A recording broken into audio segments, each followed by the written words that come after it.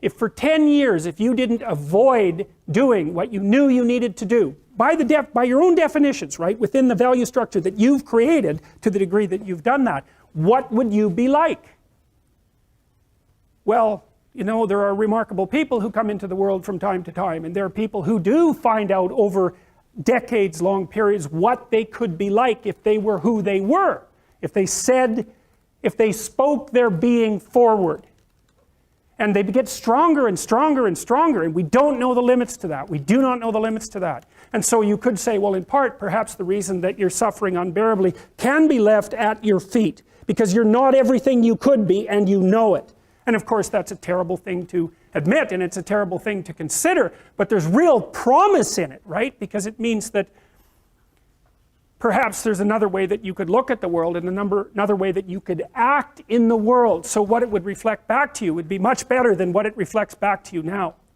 And then the second part of that is, well, imagine that many people did that, because we've done a lot as human beings. We've done a lot of remarkable things, and I've told you already, I think before, that today, for example, about 250,000 people will be lifted out of abject poverty, and about 300,000 people attached to the electrical power grid.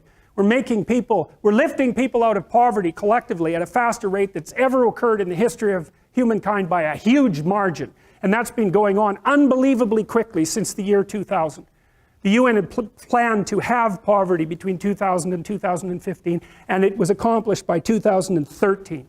So there's inequality developing in many places, and you hear lots of political agitation about that. But overall, the tide is lifting everyone up, and that's a great thing. And we have no idea how fast we could multiply that if people got their act together and really aimed at it. Because, you know, my experience is with people that we're probably running at about 51% of our capacity. I mean, you can think about this yourselves. I often ask undergraduates how many hours a day you waste, or how many hours a week you waste. And the classic answer is something like 4 to 6 hours a day. You know, inefficient studying, watching things on YouTube that not only do you not want to watch, that you don't even care about, that make you feel horrible about watching after you're done. That's probably 4 hours right there. You know, you think, well, that's 25 hours a week, it's 100 hours a month, that's 2.5 full work weeks, it's half a year of work weeks per year.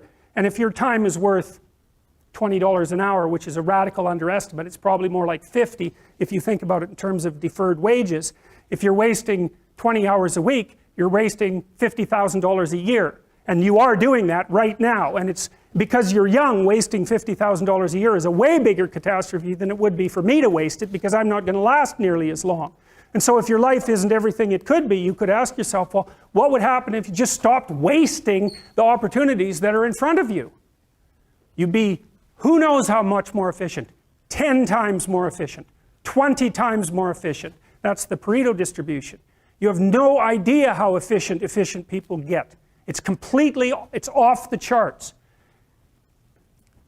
Well, and if we all got our act together collectively and stopped making things worse, because that's another thing people do all the time, not only do they not do what they should to make things better, they actively attempt to make things worse because they're spiteful or resentful or arrogant or deceitful or homicidal or genocidal, or all of those things all bundled together in an absolutely pathological package.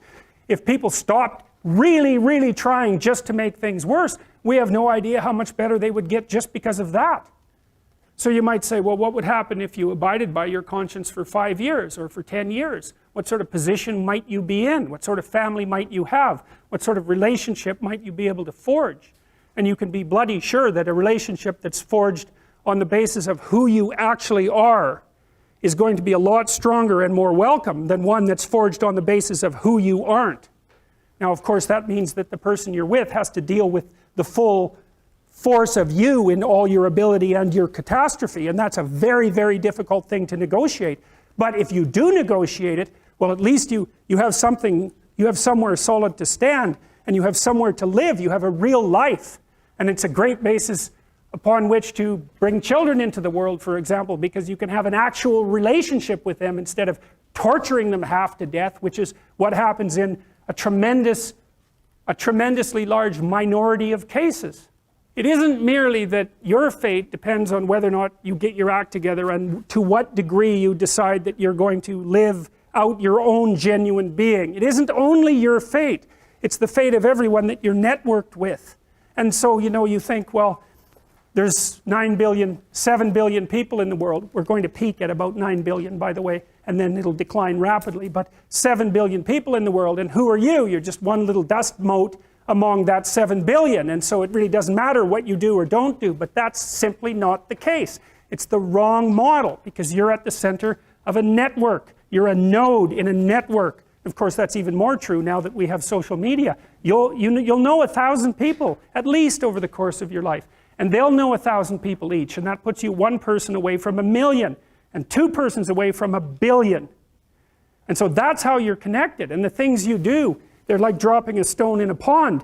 The ripples move outward, and they affect things in ways that you can't fully comprehend. And it means that the things that you do and that you don't do are far more important than you think.